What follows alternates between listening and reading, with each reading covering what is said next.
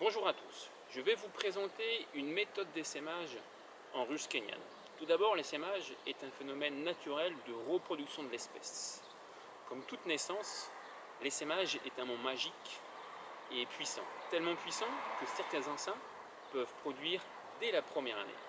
Aussi, vous avez la possibilité de respecter le cycle naturel de la vie de l'abeille en laissant partir l'essaim. L'essaimage a lieu généralement la deuxième année au printemps. Donc l'essaim va partir avec la moitié des abeilles et l'ancienne reine. Vous allez donc perdre une part importante de la productivité de votre colonie. Ensuite, votre nouvelle reine va naître. Il se peut que cette reine vierge ne se fasse pas féconder. Elle a environ 10 jours pour se faire féconder. Au-delà, elle n'est plus fécondable. Il se peut aussi que cette reine se fasse manger par un prédateur ou ne revienne pas à sa ruche pour diverses raisons. Donc, si vous ne faites rien, vous pouvez perdre beaucoup.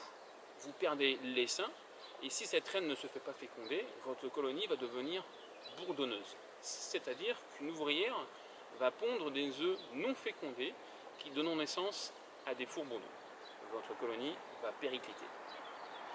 Donc, l'intérêt de cette méthode est de conserver le potentiel productif de votre colonie tout en conservant l'ancienne reine. Tout d'abord, il y a des signes avant-coureurs de l'essaimage.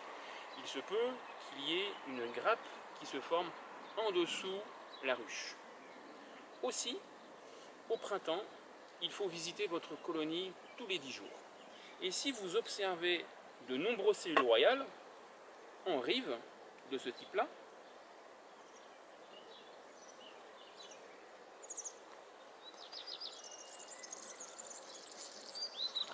voici une cellule royale en rive. Si vous observez ce genre de cellules royales en nombre de 10 à 15, voire 20, vous pouvez être sûr que l'essaimage est bien en place et un essaim va bientôt partir. La difficulté de cette méthode est de trouver la reine. Une fois localisée, vous prenez le rayon avec la reine et vous la déplacez en bout de ruche. Grâce au plancher amovible, 2 entrées, une entrée principale et une entrée secondaire, vous avez la possibilité de mettre un deuxième essaim ici. Donc, l'ancienne reine avec son rayon, ainsi que 3 autres rayons de couvain fermé de préférence. Ici, il vous restera de nombreuses abeilles et surtout de nombreuses cellules royales. Ces cellules royales, il faudra en conserver une seule, de préférence une cellule royale ouverte. 7 jours plus tard, vous repassez et vous détruisez les autres cellules royales. Les abeilles vont en faire d'autres. Et vous conservez la première cellule royale qui est devenue fermée, vous la conservez celle-ci. Ensuite, 20 jours après, vous revenez et vous contrôlez s'il y a de la ponte. Si la reine pond, tout est gagné. Ici, vous avez beaucoup d'abeilles, beaucoup de bâtis,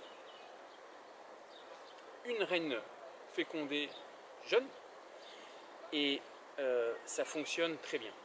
Là, on garde un aspect très productif de votre colonie. Généralement, ça fait du miel. Si votre reine ne se fait pas féconder, vous pouvez aller chercher la reine de l'autre côté, la ramener ici. Les 2 colonies sont fermées à l'aide de partitions. Elles ne peuvent pas communiquer.